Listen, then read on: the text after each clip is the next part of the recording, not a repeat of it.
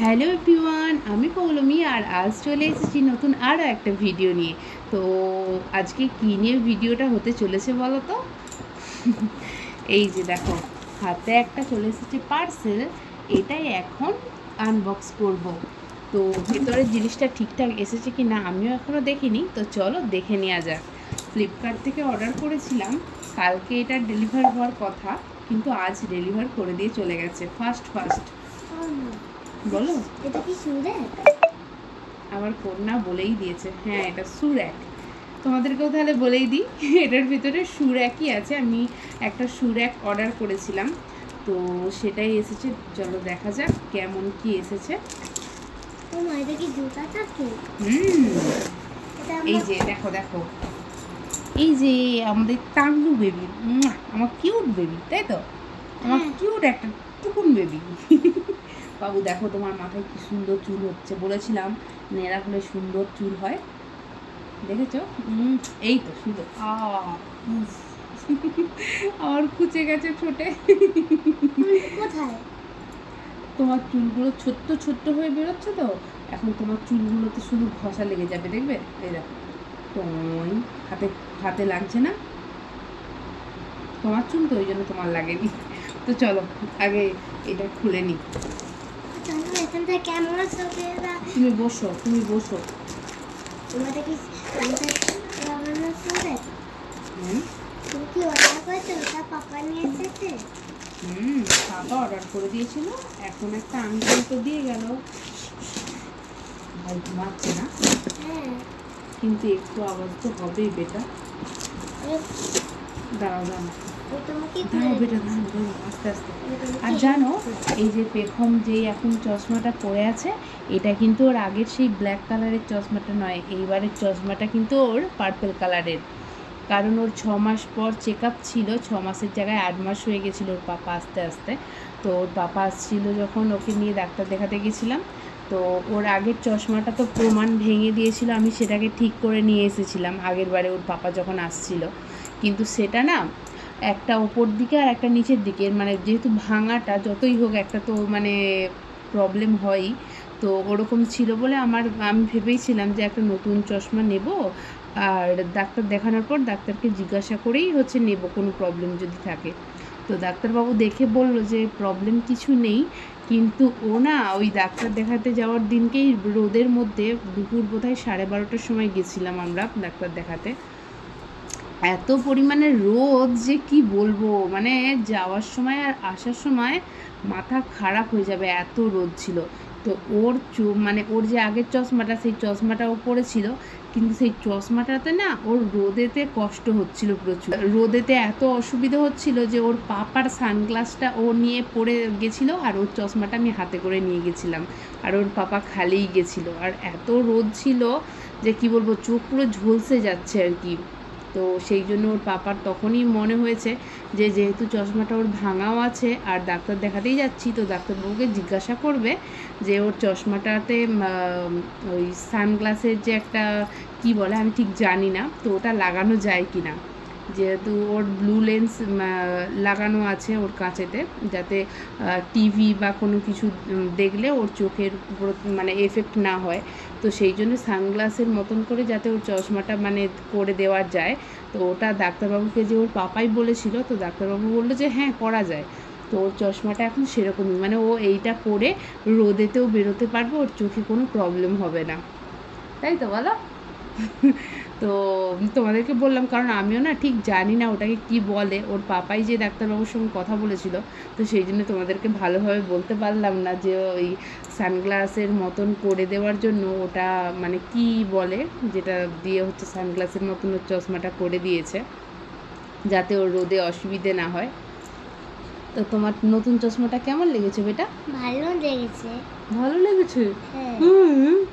ওর যেন একটা পিঙ্ক কালারের, মানে সেই কি বলবো, ডিপ পিঙ্কটা নয়, বেবি পিঙ্ক কালারের ফ্রেমটা ওর পছন্দ হয়েছিল, কিন্তু ওর মুখে সেটা ভালো মানাচ্ছিল না বলে ওকে এটা পরাতে দেখলাম এটা ভালো লাগছে আগেরটার মতনই খানিকটা, শুধু একটু মানে একটু ডিফারেন্স আছে।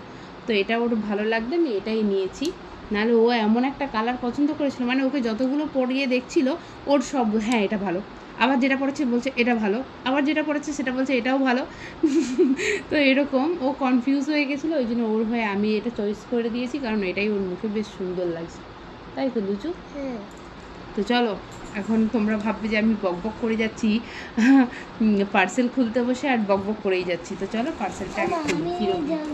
না তুমি খুলতে পারবে না বেটা, অনেকগুলো চিট দেওয়া আছে, তুমি এবার বসো, আমি খুলে ফেলি। আমি ধরে দেখি সোরাক আছে। সোরাক হ্যাঁ বেটা, তুমি ফোনে আপ ডাউন করেছো? কি করেছি? Up down order. এখানটায় খাতা কেন? এখানটা ফেটে গেছে। খাতায় ছিল। সরো সরো বেটা, সরো।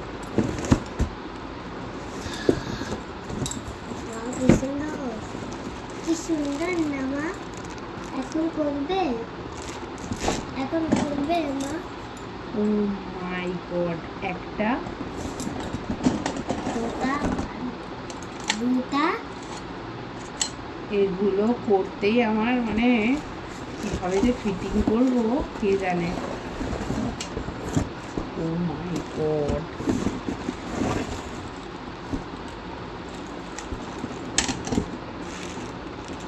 ফোনেতে দেখে আমাকে করতে হবে, নাহলে আইডিয়াই খুঁজে পাচ্ছি না, বিশ্বাস করো। এটা কি এখন করবে? হ্যাঁ বেটা, রাখো, আমি কনফিউজ হয়ে গেছি। এগুলোকে কি করে লাগাবো বলতো বাবান? তো লাগাতে পারো তো।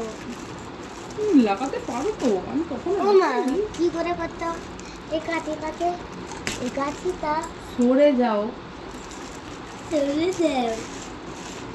দাঁড়াও, কাপড়টা ঠিকঠাক এটা কি কাপড়? এটা কি আমার জামা কাপড়?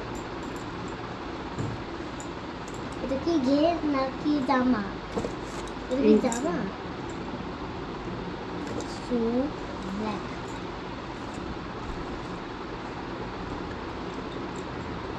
কাপড়টা বেশ সুন্দর কিন্তু। ও মা এই কাপড়টা বেশ ভালো।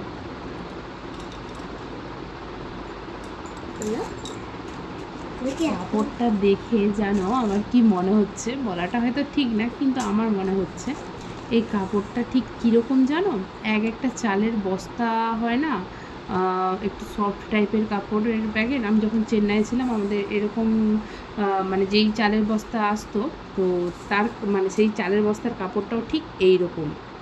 কারণ আমি কেন বলছি, আমি কি ভাবিকে দিয়ে ওই চালের বস্তা দিয়ে কতগুলো হচ্ছে ওই বড় বড় যে পেটিগুলো থাকে না জামা কাপড়ের, তো ওই পেটিগুলোকে মানে পেটিগুলোর কভার বানিয়েছিলাম, যদিও সব চেন্নাইয়ে রয়ে গেছে, আসার সময় নিয়ে আসতে পারিনি। আর যখন কুরিয়ারের মাধ্যমে সমস্ত মানে পার্সেলগুলো মানে পাঠিয়েছিল, তখন ওরা আর রাখ, তো সেই জন্যে আমি আর এখানে এসে না পেটিগুলো সব তো নিয়ে চলে এসেছি, তো সেগুলো আর ঢাকা দিতে পারিনি, তো তার উপর থেকে কাপড় দিয়ে চাপা দিয়ে দিয়েছি। কিন্তু আমি প্রত্যেকটা আমার কাছে যতগুলো পেটি ছিল সবগুলোর কভার বানিয়েছিলাম ওই চালের বস্তা দিয়ে, কি সুন্দর করে বানিয়েও দিয়েছিল ভাবি। তো সেগুলো আর একটাও আমি মানে ওরা পায়নি, দেখতেই পায়নি, বলছে আমরা দেখতেই পাইনি, অথচ আমি ঠিকঠাক করে প্যাকিং করে রেখে আসছিলাম, কোথায় গেল কে জানে। তো যাই হোক, এই কাপড়টাও হচ্ছে সেম ওরকমই টাইপের কাপড় আর কি, কিন্তু দেশে যেরকম হচ্ছে যে চালের বস্তাগুলো কি বলবো একটু তেলতেলে টাইপের হয়, মানে একটু অন্য ধরনের, কিন্তু ওখানে আমাদের যেই বস্তাগুলো নেওয়া হতো সেই বস্তাগুলোর কাপড় কিন্তু এরকমই। তো সুরাকের যে মানে কভারটা ওরকম কাপড়েরই আর কি, মানে ওরকম কাপড়ের বলছি না যে ওটাই, কারণ এটাতে ডিজাইন করা আছে সুন্দর করে। তো চলো এটা এখন ফিটিং করতে বসি। মাথা টেনশন লাগছে, কারণ আমি এর আগে হচ্ছে ওই যে 3 থাকের যেগুলো হয় না প্লাস্টিকের ঝুড়িগুলো, ওগুলো ফিট করেছি, ওগুলো অতটা ঝামেলা মনে হয়নি, কিন্তু এখানে কতগুলো জিনিস দিয়েছে আমার তো দেখেই হয়ে গেছে যে আমি কীভাবে কি ফিটিং করব। তো চলো দেখা যাক। তো দেখো গুগল থেকে সার্চ করছিলাম আমি যে কিভাবে সুরাক ফিটিং করে, তো ওখানে ভিডিওটা দিয়ে দেওয়া ছিল, তো আমি দেখে নিয়েছি কিভাবে করতে হয়। তো দেখে দেখে আমি একটা মানে প্লেট ফিটিং করে ফেলেছি। তো এইভাবে সব কটা প্লেট ফিটিং করব, করে কিভাবে করছি চলো তোমাদেরকে দেখাই।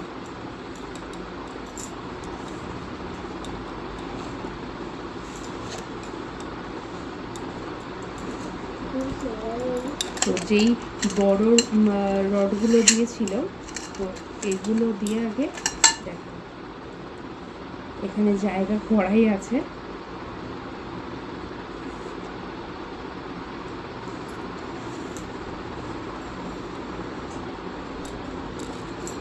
ভাগ্যিস সত্যি গুগলে সার্চ করার পর ভিডিওটা পেয়ে গেছিলাম, তাই ভালো বাঁচোয়া, নাহলে কী যে হতো। ওখান থেকেই দেখলাম যে কিভাবে ফিটিং করছে। তো এই যে দেখো এইটা দেখে আমি কনফিউজ হয়ে গেছিলাম যে এটা মানে 3টে মুখ আমি কী করে করব। তো ওখান থেকে দেখলাম বেশ সহজই লাগলো। তো এই দেখো এইভাবে ওরা আটকে দিয়েছিল, আমিও আটকে দিচ্ছি। আর এটা তো সেম,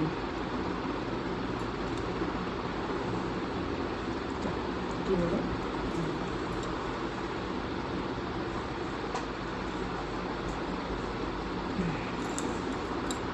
আর এই যে মিডিয়াম সাইজের যে রডটা, এখন আমি সেইটা এখানটা করবো।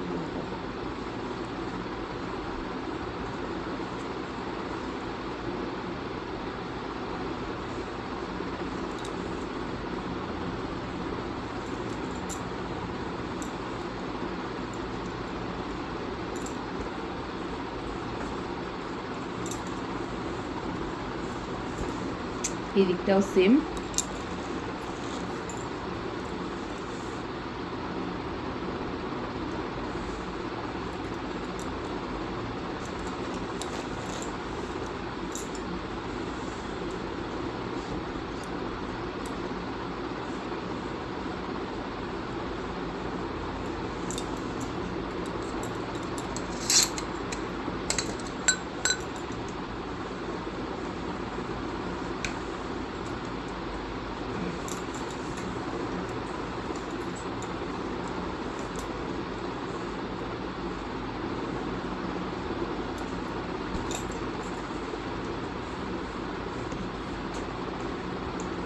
হলো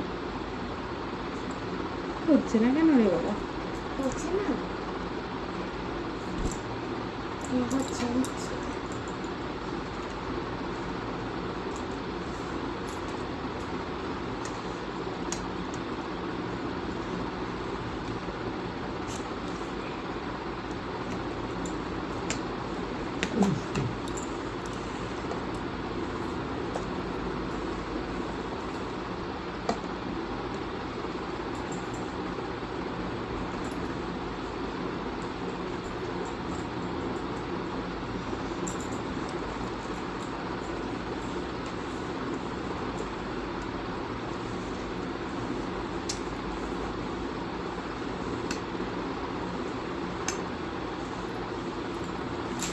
একটা লাগাতে যাচ্ছি তো আর একটা দিকে খুলে যাচ্ছে দেখো।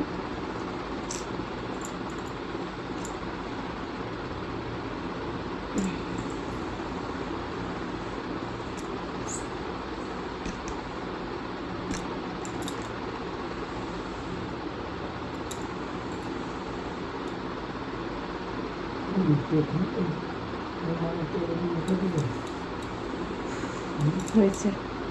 তো চলো এইভাবে 4টে প্লেট এরকমভাবেই বানিয়ে ফেলি। তো জানো যতটা ভয় পাচ্ছিলাম প্রথমে পার্সেলটা খুলে, ততটা ভয় কিন্তু এখন আর লাগছে না। আর এখন মনে হচ্ছে এ তো অনেকটাই সহজ ছিল, বেকার আমি ভয় পাচ্ছিলাম। তো দেখো যেরকম করে আমি দেখেছিলাম সেরকম করে 4টে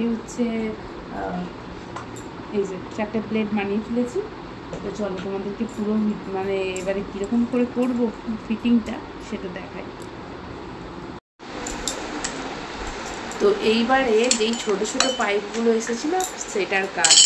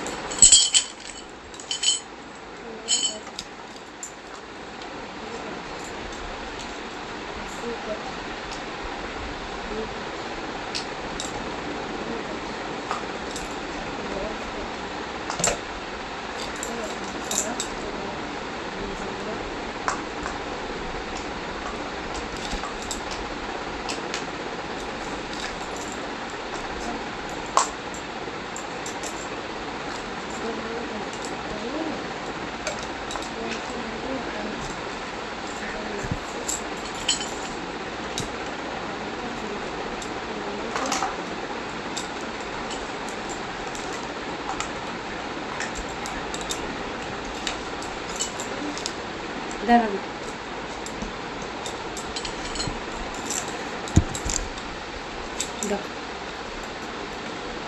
মা এটা তোমার জন্য, এটা ওটা করছিলে তুমি। হয় না ওটা, এখানে একটা ফটো আছে। এই মা মা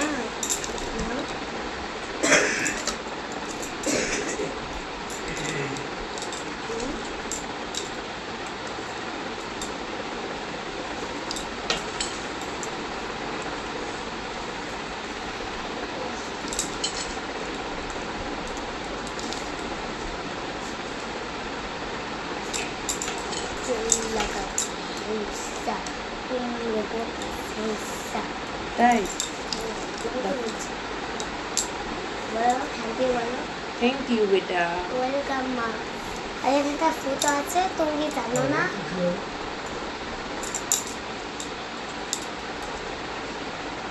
আমি করে দিচ্ছি না, করা আমি করে দিচ্ছি মা। চলো আমি করে- লেগে যাবে হাত আমার হাতে লাগে না, আমার হাতে লাগে না দেখছো। তো কি ক্যামেরা বলবো? দেখো এটা রেডি হয়ে গেল আর একটা এমনি উপরের দিকে মানে এমনি থাকবে আর কি তুমি সোডাকে রেডি করছো?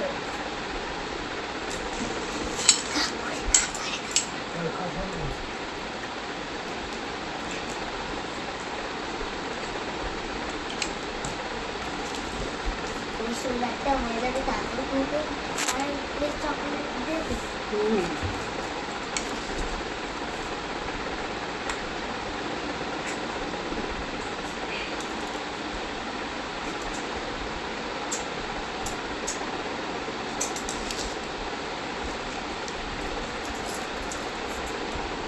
Chocolate ready.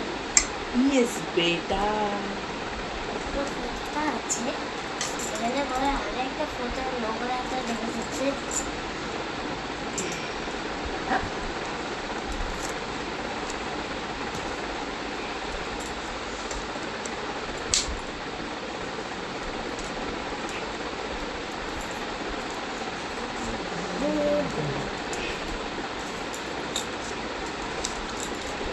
রেডি দেখি সোডা রেডি হয়ে গেছে। সরো সরো সরো বেটা একটা করতে হবে।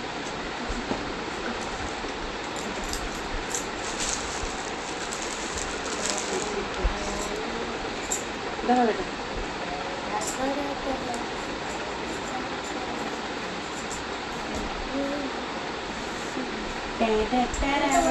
আমিও বলবো। দাঁড়া আমাকে খুলতে দিচ্ছে না কেন? খুলতে দিচ্ছে না কেন? চুপ করো जो लगा कि हिस्सा तुमको डाल हिस्सा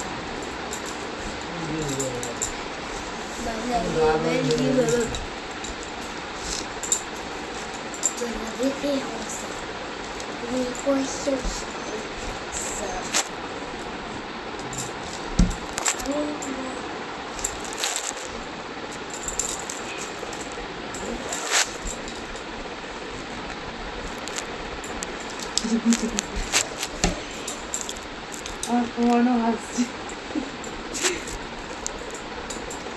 সরো সরো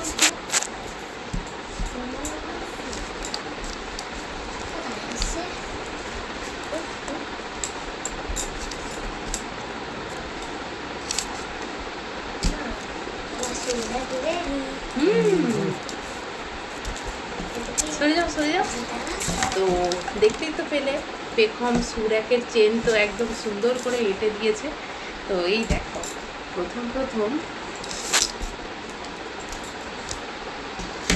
वाह सुपर सुपर सुपर से ऊपर है मैं तो खुश हो गया ये तो एकदम सुपर आ गया रे बाबा एकदम सुंदर जिनिस वाह